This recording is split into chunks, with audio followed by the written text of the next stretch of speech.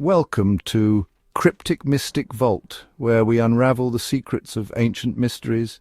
Charles the Bold, the Duke of Burgundy, a name that made people whisper in awe and tremble in fear.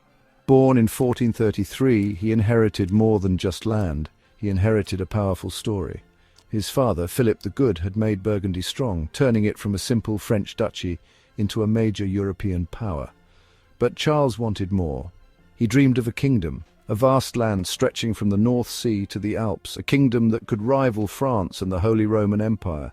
This ambition burned inside him. It drove him, pushing him to conquer and expand. Charles was a man of action, a warrior duke. He led his armies from the front lines, a terrifying figure on the battlefield. But even though he was a great warrior, Charles underestimated his enemies. He didn't see their patience, their clever plans. He was playing a dangerous game in a dangerous time. To achieve his dream, Charles needed to be more than a warrior. He needed to be a smart leader, a skilled diplomat. But his quick temper and unshakable belief in his own destiny blinded him to the dangers ahead. Everything was in place for a dramatic fall, a fall that would change the map of Europe forever. Imagine Europe in the 1400s. Not countries with neat borders like today, but a mix of duchies, counties and bishoprics, all fighting for power.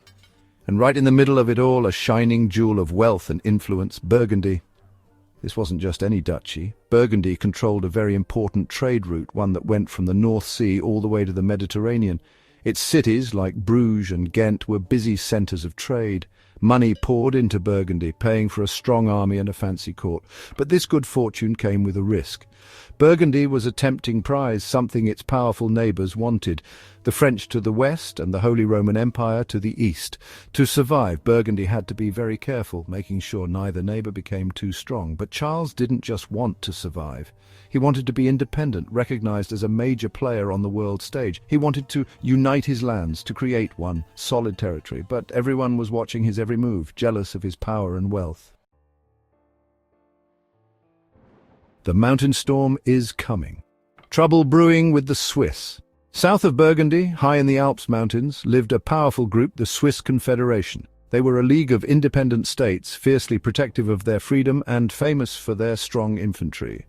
At first, the Swiss fought for Charles as mercenaries. Their long spears were a common sight in the Burgundian army. But things changed. Charles's arrogance and ambition angered his Swiss allies.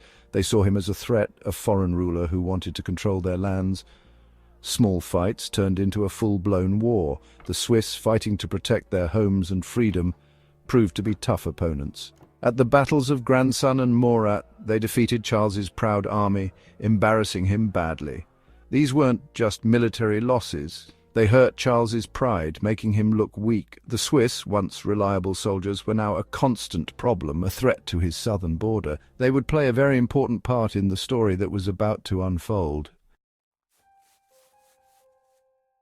West of Burgundy, a clever and ambitious king watched Charles closely. Louis V of France, nicknamed the Universal Spider because he was so good at making secret plans, saw an opportunity in Burgundy's problems. Louis was the opposite of Charles, patient, calculating, happy to get what he wanted through tricks, not just fighting. He knew Burgundy was in a difficult spot, vulnerable to attack. Secretly, Louis encouraged people to turn against Charles. He gave money and weapons to Burgundy's enemies, including the Swiss. He made promises of independence and land, turning Charles's old friends against him. Like a spider slowly spinning its web, Louis waited for Charles to get trapped by his own ambition. And when the time was right, he would attack, hoping to destroy Burgundy's threat forever.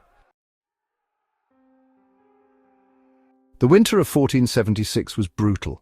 Charles the Bold attacked Nancy, determined to reclaim it from Duke René II.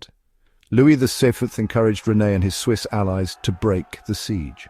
On January 5, 1477, the armies clashed near Nancy. Charles's army was outnumbered and crushed. The Swiss were unstoppable. Charles fought desperately but fell in the chaos. His body was found 3 days later, frozen and broken. The news of his death shocked Europe. The Duchy of Burgundy was soon divided by its neighbours. The Battle of Nancy ended the Burgundian dream and began a new age.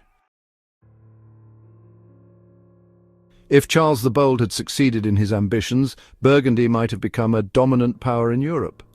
This could have altered the balance of power, potentially delaying the rise of France and the Habsburgs. The cultural and economic landscape of Europe would have been significantly different, with Burgundy possibly becoming a centre of Renaissance, art and commerce. Imagine a world where the Burgundian court rivaled that of Florence, where the Duchy of Burgundy acted as a bridge between the northern and southern Renaissance. The political alliances and rivalries of the 15th and 16th centuries would have taken a different shape, with Burgundy at the heart of European affairs. This alternate history reminds us of the delicate balance of power and the pivotal moments that shape our world. Don't forget to like, comment, share and subscribe for more mind-blowing discoveries and thrilling adventures into the past.